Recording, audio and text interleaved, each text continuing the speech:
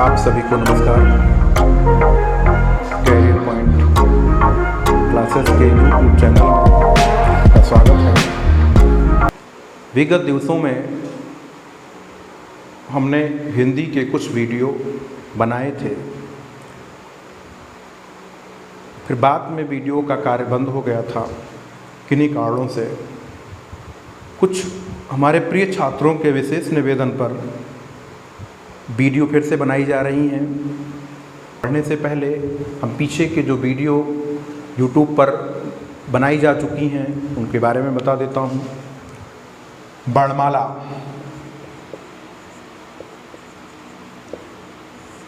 पर आधारित वीडियो बनाई जा चुकी है। कारक पर टॉपिक पर वीडियो बनाई जा चुकी है और समास पर, इन 3 टॉपिक पर, वर्णमाला, कारक और समास, इन 3 टॉपिक पर वीडियो बनाई जा चुकी है, जिसका लिंक नीचे डिस्क्रिप्शन बॉक्स में आप पा सकते हैं और उन वीडियो को देख सकते हैं। आज हम संधि के बारे में पढ़ेंगे, जो कि एक बहुत महत्वपूर्ण टॉपिक है।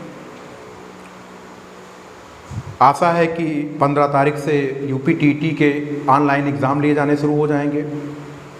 पीटी के ऑनलाइन एग्ज़ाम लिए जा रहे हैं। यूपीएसआई की परीक्षा होनी है। इन विभिन्न प्रतियोगी परीक्षाओं को दृष्टिगत करते हुए ये टॉपिक, हिंदी का ये टॉपिक बहुत महत्वपूर्ण है। आपको इसे ध्यान से सुनना है, समझना है। हम प्रयास करेंगे कि हम इसको आपके मस्तिष्क में रोक ले जाएं, रोक लें। इसलिए आपको बहुत ज़्यादा ये नहीं करना है कि हम कॉपी ले लें और नोट करते रहें। कुछ नहीं, आप ध्यान से केवल हमारी वीडियो देखिए थोड़ी देर की। इसके बाद मैं बीच बीच में आपको स्क्रीनशॉट लेने के लिए बताऊंगा। स्क्रीनशॉट आप लेते रहिएगा। एज ये नोट्स आपका तैयार होता रहेगा। आपको कहीं भी कुछ लिखने की ज़रूरत नहीं है। लिखने से ज़्यादा समझना आवश्यक है। चलिए शुरू करते हैं। संधि।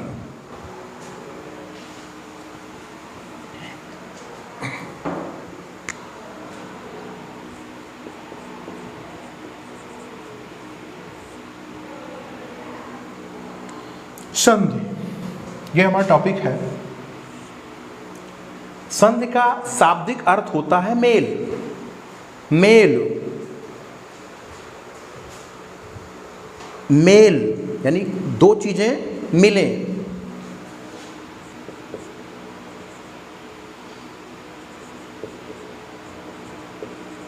शाब्दिक अर्थ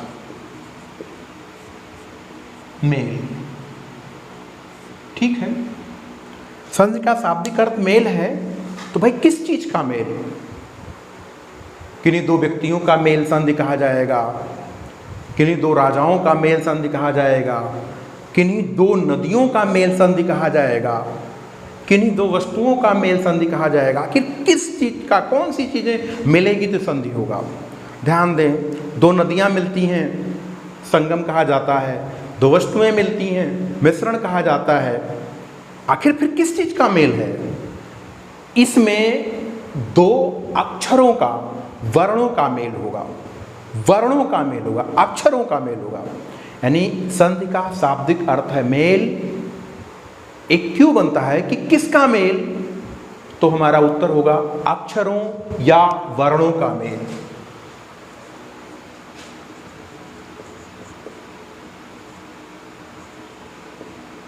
किसका मेल?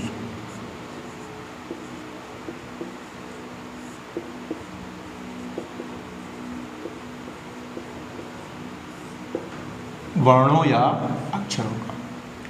अब एक प्रश्न और आता है कि आखिर जब वर्ण मिलेंगे या अक्षर मिलेंगे तो वो कितने होंगे, उनकी संख्या कितनी होगी? एक क्यों हमारा और बना, कितने वर्णों का मेल? इसका उत्तर है केवल 2, एग्जैक्ट 2। हम ये नहीं कह सकते 2 या 2 से अधिक। जैसे समास में कहा जाता है कि समास में शब्दों का मेल होता है। कितने शब्दों का मेल होता है? 2 या 2 से अधिक शब्दों का मेल होता है। लेकिन संधि में 2 या 2 से अधिक अक्षरों का मेल नहीं, केवल 2 अक्षरों का मेल, एग्जैक्ट 2 अक्षर मिलेंगे। फिर अगला क्यों बनता है कि चलिए भाई ठीक है 2 अक्षर मिलेंगे, तो कौन से अक्षर होंगे वो? कौन से वर्ण होंगे जो मिलेंगे आपस में? तो इसका उत्तर होता है वो समीपवर्ती वर्ण होंगे। समीपवर्ती वर्ण, समीपवर्ती वर्ण होंगे।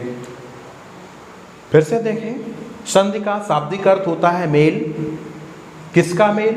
वर्णों या अक्षरों का मेल होता है। इसमें शब्दों का मेल नहीं होता। कितने वर्णों का मेल होता है? 2। कौन से वर्णों का मेल होता है? समीपवर्ती वर्णों का मेल होता है। अब एक और बात आती है कि समीपवर्ती का आशय क्या होता है? समीपवर्ती का आशय, कौन समीपवर्ती है, अर्थात कौन मिलेंगे? समीपवर्ती का आशय होता है कि पहले शब्द का अंतिम अक्षर और दूसरे शब्द का पहला अक्षर, पहले शब्द का अंतिम और दूसरे शब्द का पहला वर्ण अगर आपस में मिलेंगे तो संधि होगी, अर्थात हम समीपवर्ती का आशय लिख सकते हैं।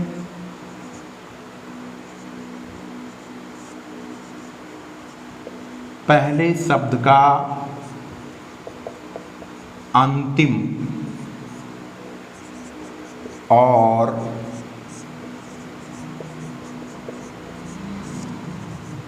दूसरे शब्द का प्रथम, ये वर्ण मिलेंगे। पहले शब्द का अंतिम वर्ण और दूसरे शब्द का प्रथम वर्ण, ये मिलेंगे। अब हम संधि की परिभाषा कर सकते हैं। संधि की परिभाषा कैसे की जा सकती है? 2 समीपवर्ती वर्णों के मेल से उत्पन्न विकार को संधि कहा जाएगा। यानी कि कई शब्द हमको यहां से मिल गए, क्यों से मिल गए कि 2 समीपवर्ती वर्णों के मेल से उत्पन्न विकार को, एक नया शब्द आया विकार। विकार क्या है? विकार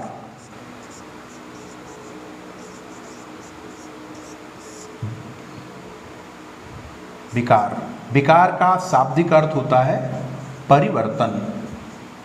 यानी कि जब संधि में 2 वर्ण मिलेंगे तो उनके मिलने से एक विकार उत्पन्न होगा, परिवर्तन उत्पन्न होगा।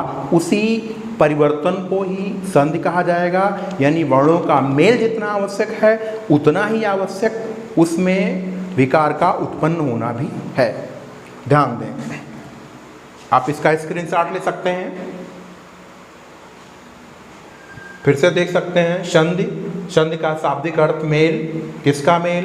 वर्णों का, अक्षरों का। कितने वर्णों का मेल? 2 अक्षरों का। कौन से वर्ण होंगे वो? समीपवर्ती वर्ण होंगे। समीपवर्ती का आशय क्या होगा? पहले शब्द का अंतिम और दूसरे शब्द का पहला वर्ण। विकार शब्द आया इसमें, विकार क्या है? विकार का शाब्दिक अर्थ परिवर्तन है। इस तरीके से 2 समीपवर्ती वर्णों के मेल से उत्पन्न विकार को संधि कहा जाएगा। आप इसका स्क्रीनशॉट ले लीजिए।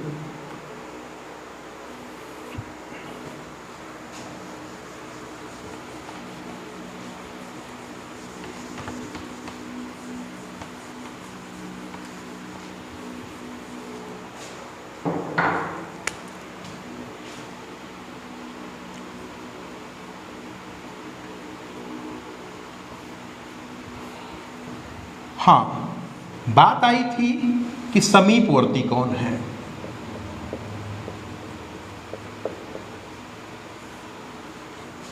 सॉरी, एक उदाहरण से समझे कि संधि कैसे होती है। जैसे एक उदाहरण है, महा धन उदय। ध्यान दें, 2 शब्द हैं, महा और उदय। महा शब्द में कौन कौन अक्षर आया है? माँ, ह्रस्व आ, हा, दीर्घ आ, हा के बाद दीर्घ आ है, महा, ये बनाए। अब हम प्लस यानी इसको उतार लेते हैं। उदय में उ आया है, दा, हर्ष आ, या और आ, इन अक्षरों के मेल से उदय बना हुआ है। पहले शब्द का अंतिम अक्षर ये पहला शब्द मा, आ, हा और दीर्घ आ से मिलकर बना। दूसरा शब्द उ, द, आ, या और आ से मिलकर बना। इसका महाशब्द का अंतिम वर्ण है आ, दीर्घ आ। उदय का पहला वर्ण है उ।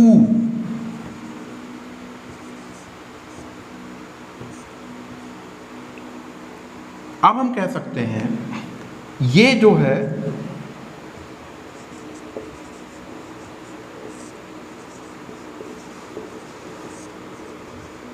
प्रथम शब्द का अंतिम वर्ण धन उ क्या है, ये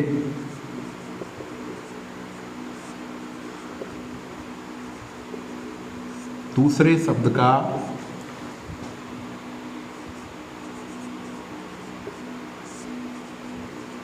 पहला वर्ण, और आ और उ मिलकर के ओ हो जाता है, ओ।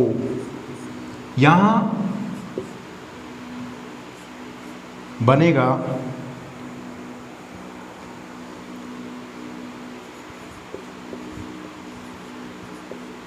महोदय, शब्द बनेगा महोदय। ध्यान दें, एक सिस्टम दिखाया गया आपको, संधि कैसे होगा। महा और उदय दोनों शब्दों को मिलकर, दोनों शब्दों को मिलने से महोदय बनता है। महा शब्द में 4 अक्षर आए हैं, इसका अंतिम अक्षर दीर्घ आ है। उदय का पहला अक्षर उ है, इन आ और उ दोनों के मिलने से ओ होगा।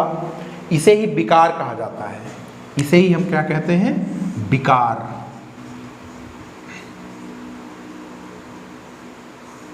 यानी दो वर्णों के मेल से उत्पन्न विकार। अब यही है, दो वर्णों के मेल से उत्पन्न विकार को ही संधि कहा जाता है। ठीक, अब हम आगे देखते हैं।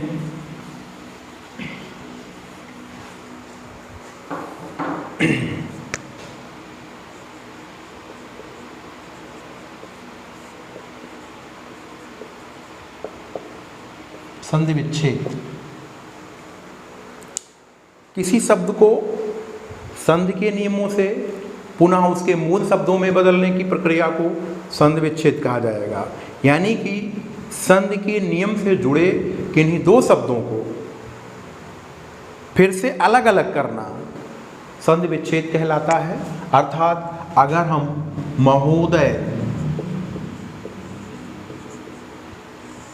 महोदय शब्द को पुनः महा और उदय लिखें तो ये चीज़ें जो हैं ये संधि विच्छेद कहलाएंगी,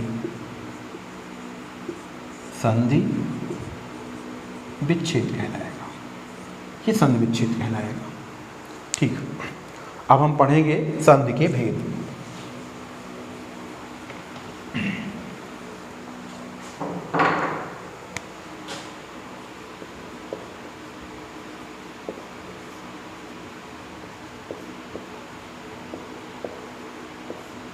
संधि के भेद। संधि के 3 भेद होते हैं। संधि के 3 भेद होते हैं, ध्यान रखिएगा। कौन कौन से भेद होते हैं संधि के?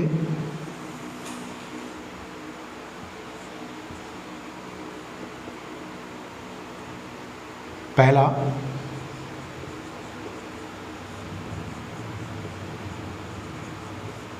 स्वर संधि,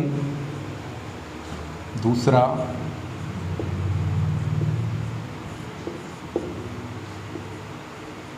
व्यंजन संधि और तीसरा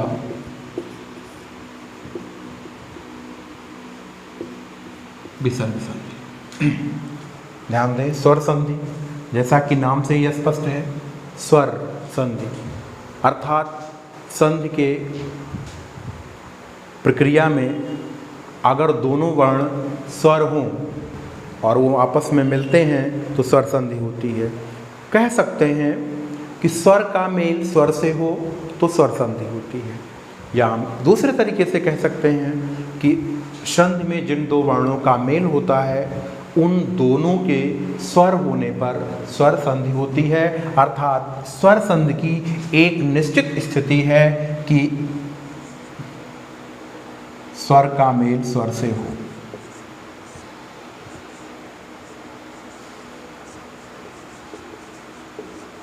स्वर प्लस स्वर, एक ही स्थिति है इसकी।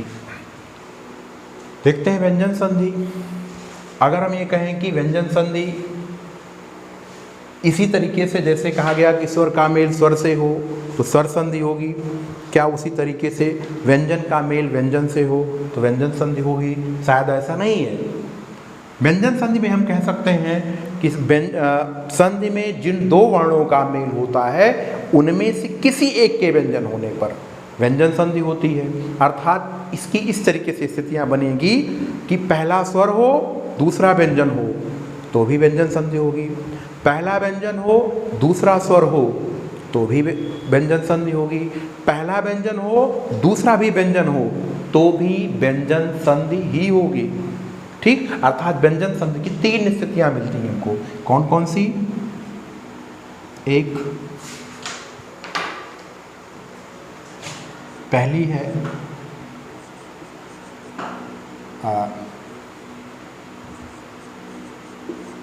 स्वर प्लस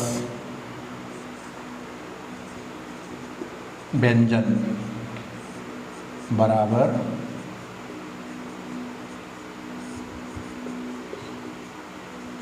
व्यंजन संधि। दूसरा है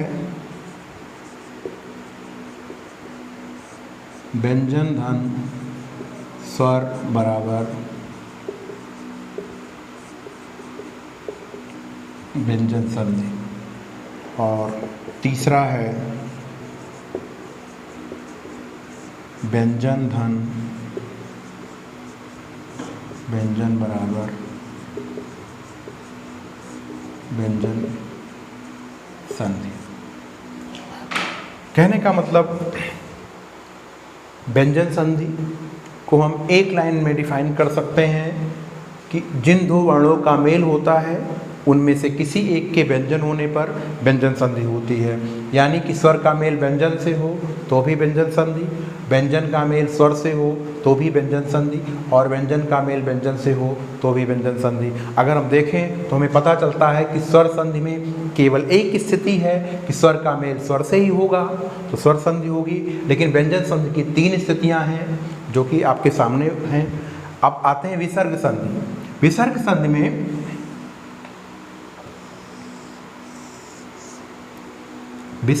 में एक चीज़ तो कंफर्म है कि संधि में जिन दो वर्णों का मेल होता है उनमें से पहला विसर्ग होगा, पहला विसर्ग होगा, दूसरा स्वर या व्यंजन होगा। कहने का मतलब ये हुआ कि विसर्ग का मेल स्वर या व्यंजन से हो तो विसर्ग संधि होती है। यानी विसर्ग संधि की भी दो स्थितियां बनेगी। कौन कौन? नंबर एक,